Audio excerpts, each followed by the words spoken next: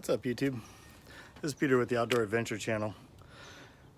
Even though we're in quarantine and shelter in place, our team is still planning trips and doing some wrenching to pass the time. So I recently installed fender flares and inner fender liners on my 2017 JKU, and I could find a bunch of stuff for the front inner fender liners and the flares, but I really didn't find anything online that walked you through the rear fender liner install.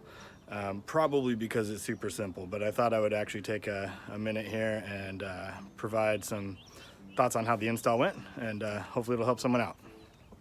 So this is kind of the basic tool set that we use to put these fender liners in. All right, as you can see, it's my rear fender flare.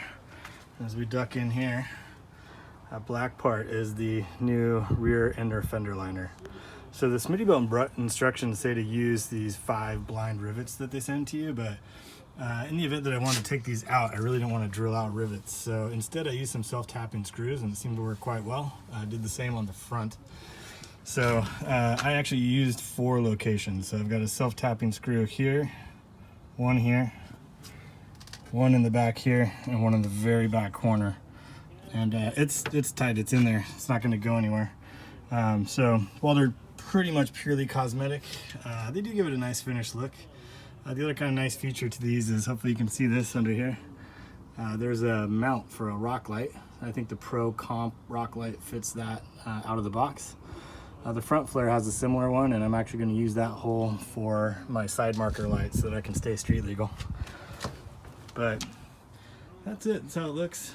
Really easy install, probably less than 30 minutes, just basic tools. All right, well, I hope that helps somebody out. So stay tuned. The Outdoor Adventure team will be doing more installs and mods to our rigs, as well as some upcoming trips, hopefully before too long. So please subscribe, like, and stay tuned. Thanks.